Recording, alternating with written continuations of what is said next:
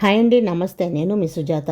ఈరోజు వీడియోలో వినాయక చవితి సందర్భంగా పాల తాలికలను పొడి బియ్యం పిండితో చేసినా కూడా అస్సలు విరిగిపోకుండా పాల తాలికలను ఎలా తయారు చేసుకోవాలో చూపించబోతున్నాను. ఇంతవరకు ఎవరు చెప్పని ది బెస్ట్ టిప్ మీతో షేర్ చేస్తున్నాను. ఈ రెసిపీని మనం డైరెక్ట్గా చేయవచ్చు. ముందు రోజు నానబెట్టుకోవాల్సిన అవసరం ఉండదు. ఈ పాల తాలికలు చేయటానికి టైం కూడా ఎక్కువ పట్టదండి. చాలా ఈజీగా చేసుకోవచ్చు.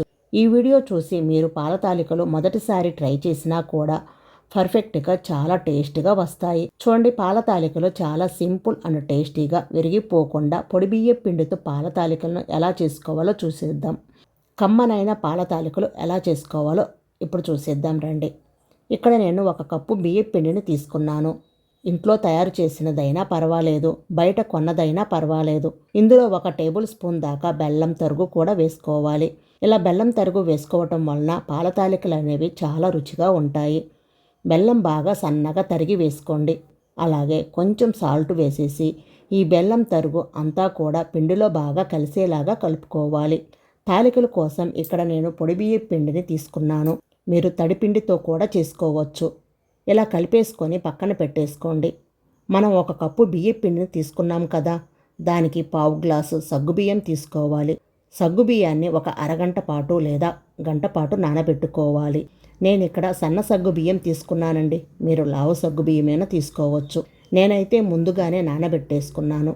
ఇలా నానబెట్టుకొని పక్కన పెట్టేసుకోండి. ఇప్పుడు స్టవ్ పైన 1 గిన్నె పెట్టుకొని దీంట్లో 1.5 కప్పు సన్నగా తరిగిన బెల్లం వేసుకోవాలి. మనం ఏ కప్పుతో అయితే బియ్యం పిండి తీసుకున్నామో అన్నీ కూడా అదే కప్పుతో తీసుకోవాలి. ఇందులోనే 1/2 కప్పు నీళ్లు కూడా పోసుకొని ఈ బెల్లాన్ని కరిగించుకోవాలి. చూడండి, బెల్లం పూర్తిగా కరిగిపోయింది కదా. ఫ్లేమ్ని లోలో పెట్టుకొని 4-5 నిమిషాల పాటు ఈ బెల్లం వాటర్ని ఉడికించుకోవాలి. ఎటువంటి పాకం అవసరం లేదండి. ఇది కొంచెం జిగురుగా అయితే సరిపోతుంది. ఇప్పుడు స్టవ్ ఆఫ్ చేసి దీన్ని పూర్తిగా చల్లారనివ్వండి. పాయసం చేయటానికి స్టవ్ పైన అడుగు మందం కలిగిన గిన్నెను పెట్టుకోవాలి. ఇందులో 1.5 కప్పుల నీళ్లు పోసేసి ఈ నీళ్లను మరిగించుకోవాలి. నీళ్లు ఇలా మరుగుతున్నప్పుడు ఇప్పుడు ఇందులో మనం నానబెట్టుకున్న సగ్గుబియ్యం వేసుకోవాలండి. ఇలా నానబెట్టుకుంటే సగ్గుబియ్యం త్వరగా ఉడికిపోతాయి. లేదంటే మీరు డైరెక్ట్గా వేసుకున్నట్లయితే 2 కప్పుల వరకు నీళ్లు పోసేసుకోండి.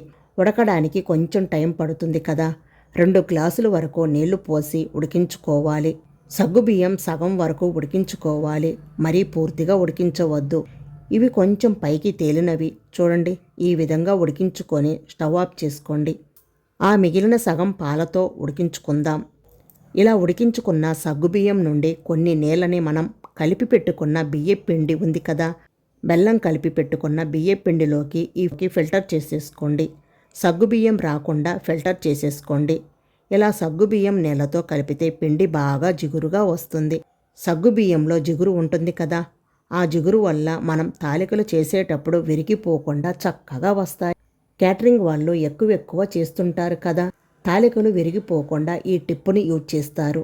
టిప్పు చాలా బాగుంది కదండి. వేడిగా ఉంటుంది కాబట్టి ముందు స్పూన్తో కలుపుకోండి. అలాగే నీళ్లు ఎక్కువ పోసేయవద్దండి. కొంచెం పోసుకుంటూ చూసుకుంటూ కలుపుకోవాలి. వేడి తగ్గిన తర్వాత చేతితో కొంచెం గట్టిగా ప్రెస్ చేస్తూ కలుపుకోవాలి. మీకు పిండి కలుపుతున్నప్పుడే అర్థమైపోతుంది. పిండి బాగా జిగురుగా ఉంటుంది. కొంచెం గట్టిగానే కలుపుకోవాలి. చూడండి, ఈ విధంగా కలుపుకొని పక్కన పెట్టేసుకోండి. ఇప్పుడు మళ్ళీ సగ్గుబియ్యం స్టవ్ పైన పెట్టేసుకొని ఇందులో 3 కప్పులు చిక్కటి పాలు పోసేసుకోవాలి. చిక్కటి పాలైతే పాయసం కమ్మగా ఉంటుంది. 3 కప్పులు పాలు పోసేసి ఒకసారి కలిపేసుకొని ఫ్లేమ్ని మీడియంలో పెట్టుకొని ఈ పాలని 1 పొంగు వచ్చే అంతవరకు కాగనివ్వాలి. ఈ పాలు కాగేలోపు మనం తాలికలు ప్రిపేర్ చేసుకుందాం. పిండిని 2 నిమిషాల పాటు బాగా కలుపుకోండి. బాగా జిగురుగా వస్తుంది. ఇలా బాగా కలిపేసుకొని చేతికి కొంచెం నెయ్యి రాసుకొని కొంచెం ఈ పిండిని తీసుకొని తాలికలుగా చేసుకోవాలి. ఇలా నెయ్యి రాసుకొని తాలికలు చేస్తే తాలికలు ఒకదానికొకటి అంటుకోకుండా ఉంటాయి. మరీ లావుగా కాకుండా, అలా అని మరీ పల్చగా కాకుండా, అలా అని మరీ సన్నగా కాకుండా ఈ విధంగా చేసుకోవాలి. మీరు ఈ విధంగా చేతితోనే చేసుకోవచ్చు. లేదంటే మురుకుల గొట్టంలో లావు రంధ్రాలు ఉన్న ప్లేట్ ఉంటుంది కదా, ఆ ప్లేట్తో అయినా చేసుకోవచ్చు. నేనైతే చేతితో చేస్తున్నాను. కొంచెం పిండిని పక్కన పెట్టేసుకొని ఇలా తాలికలు చేసేసుకోవాలి. ఇలా చేసుకొని పక్కన పెట్టేసుకోండి. పాలు పొంగాక డైరెక్ట్గా మనం పాలలో ఈ తాలికలు వేసుకోవచ్చు.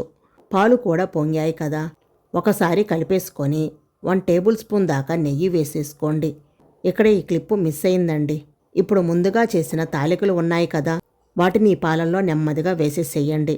సగం వరకు వేసేసుకొని ఇవి ఉడికిన తర్వాత మిగిలిన సగం వేసేసుకుందాం. 2 నిమిషాల పాటు ఉడికించుకొని తర్వాత మిగిలిన తాలికలు కూడా వేసేసేయండి. ఇలా అయితే మనకు తాలికలు ఒకదానికొకటి అంటుకోకుండా చక్కగా ఉడుకుతాయి.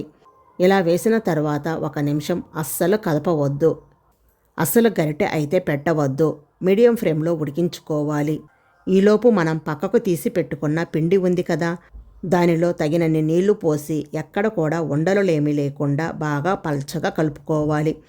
ముందు కొంచెం నీళ్లు పోసి కలుపుకొని తర్వాత సరిపడా నీళ్లు పోసి ఈ విధంగా ఉండలు లేకుండా పల్చగా కలుపుకోవాలి.